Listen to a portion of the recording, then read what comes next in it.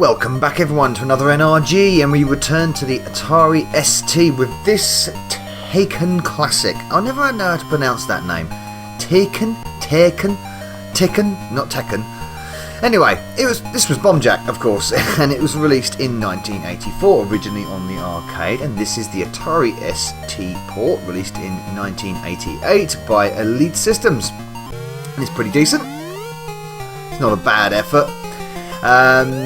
It's graphically very nice, quite faithful to the original arcade, and it's got that tune that you can turn it off, to be fair, but that tune constantly plays over and over in quite a short loop as well.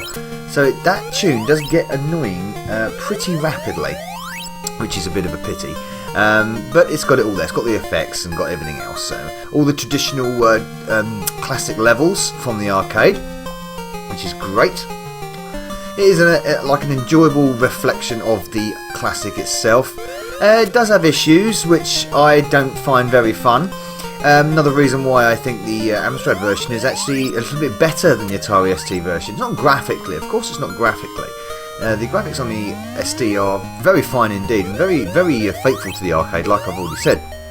And it has the bonuses as well, and that spinny disc thing that gives you invulnerability and can kill the enemies and turns them into acid smiley faces. And a bonus, there we go, the multiplier. It's just, the control method is a bit weird, it's like it's shunted a bit.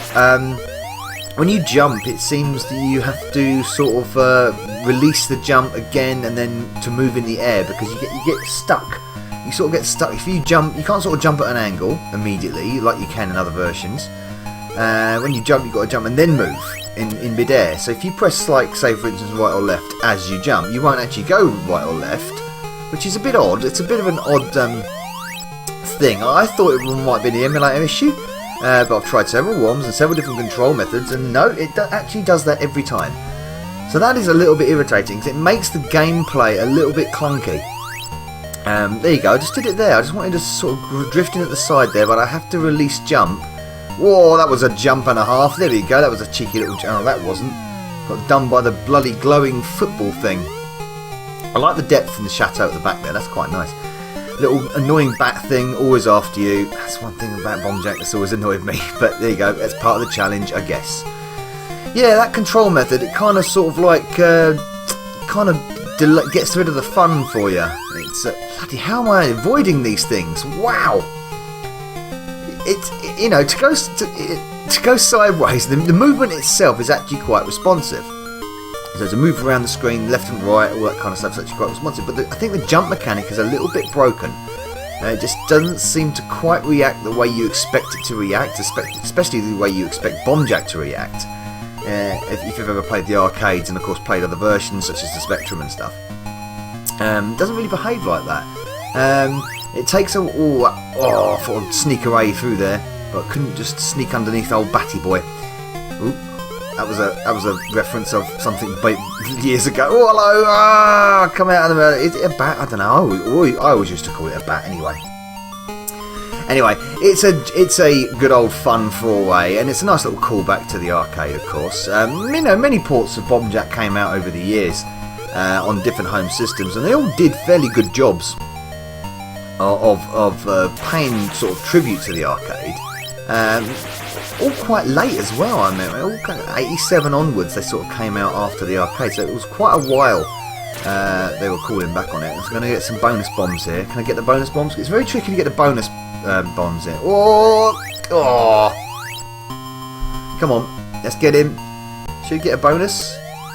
Surely get a bonus out of that one. Yeah, 20 fire bombs, excellent. Very difficult to do on the ST version for my money.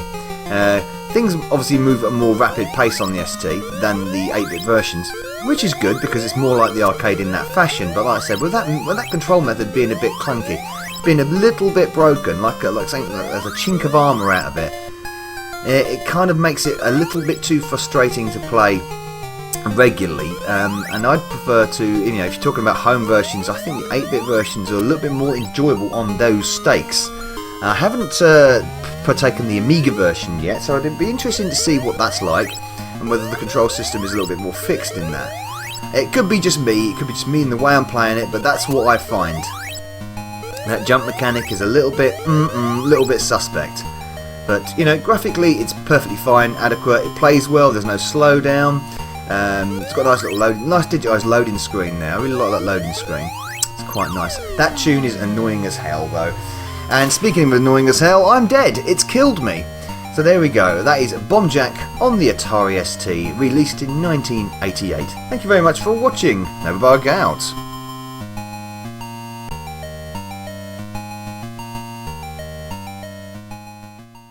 Hey, Novabug here.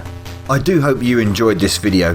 Please support the channel by liking and commenting, and of course subscribing if you haven't already done.